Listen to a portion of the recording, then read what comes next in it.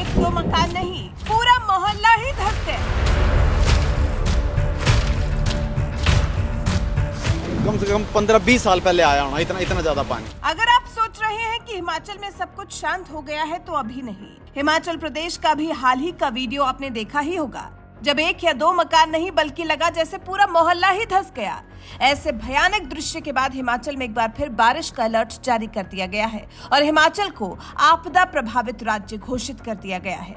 राज्य के हालात बेकाबू होते जा रहे हैं। लग रहा है जैसे प्रकृति के आगे हाथ सबके बंद से गए हैं, जैसे कोई कुछ कर पाने के काबिल ही नहीं है। ऐसे में जरूरी है जान बचाना। इस बारिश के कहर से शायद आशियाने न बचाए जा सकें, लेकिन हाँ, सतर्कता जान बचाने के लिए ज्यादा होनी चाहिए। आपदा से जूझ रहा है हिमाचल। लोगों के लिए लगातार मुश्किलें बढ़ती जा रही हैं, क्योंकि सच फिर ये भी तो है कि हिमाचल में आई आपदा में अब तक करीब 70 लोगों की मौत हो चुकी है। राज्य को बहुत ज्यादा आर्थिक नुकसान हुआ है और ऐसे में हिमाचल प्रदेश के सीएम सुक्खू का भी दर्द सामने आ गया है। उन्होंने भी जैसे अपने मन की भड़ास निकाल दी है और ये भड़ास पीएम मोदी या अमित शाह पर नहीं बल्कि कांग्रेस के अपने सांसदों पर निकाली है।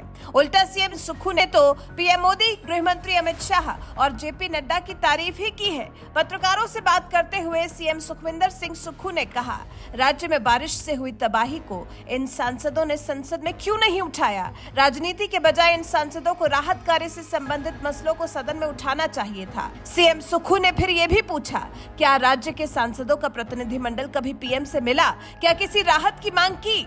ये गुस्सा, ये नाराजगी अपने ही सांसदों के लिए है। सीएम सुक्खू अपने ही सांसदों को हिमाचल पर ध्यान न देने के लिए, हिमाचल के लिए आवाज न उठाने के लिए कोस रहे हैं। हालांकि फिर पीएम मोदी की तारीफ करते हुए सीएम सुक्खू ने कहा, पीएम मोदी, गृह मंत्री अमित शाह और जेपी नड्डा ने कम से कम हाल तो पूछा, मदद की भी पेशकश की। पीएम मोदी ने तो हिमाचल में प्राकृतिक आपदा से बने हालात के बीच में सीएम सुखविंदर सिंह सुक्खू को फोन मिला दिया था। उन्होंने प्रदेश को हर संभव सहायता का भरोसा भी दिया था। सीएम सुक्खू ने उस वक्त प्रधानमंत्री को निजी और सरकारी संपत्ति के अलावा जानी नुकसान से भी अवगत कराया था। वहीं देश के गृह मंत्री अमित शाह ने प्रदेश के हालात को लेकर सीएम सुक्खू से बात कर उन्हें हर संभव मदद का भरोसा दिया था। लेकिन जब उनके अपने सांसदों ने पूरा मानसून सत्र खत्म हो जाने पर भी इस ओर ध्यान नहीं दिया, किसी ने इस चर्चा को छेड़ा ही नहीं, तो इस बात से सीएम सुक्खू नाराज हैं और खूब भड़ास निकाल रहे हैं, जबकि पीएम मोदी, अमित शाह और जेपी नड्डा की तारीफ कर रहे हैं। वैसे आपको बता दें, हिमाचल प्रदेश के निचले और मध्य पहाड़ी भागों में कुछ स्थानों पर अगले 48 घंटों के दौरान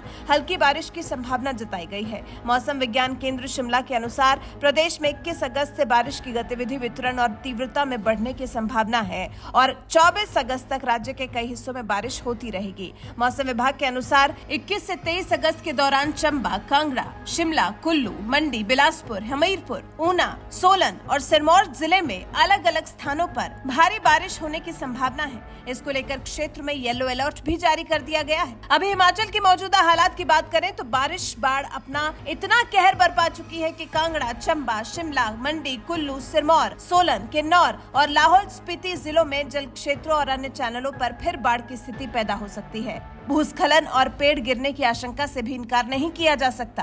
वैसे जिस तरह से राज्य के हालात को लेकर सीएम सुक्खू ने नाराजगी व्यक्त की है, जिस तरह से क्षेत्र के हालात बेकाबू होते चले जा रहे हैं, उस पर भी जब देश की संसद में इस मुद्दे को नहीं उठाया गया, पूरे मानसून सत्र में इस बारे में बात ही नहीं की गई, तो सीएम सुखविंदर सिंह सुक्खू इस बात से खासा नाराज हैं। लेकिन इस बात से खुश हैं कि देश के प्रधान सेवक ने कम से कम उन्हें फोन पर इस बारे में जानकारी ली, प्रदेश के हालात के बारे में सवाल जवाब किए और फिर हर संभव मदद का आश्वासन भी दिया।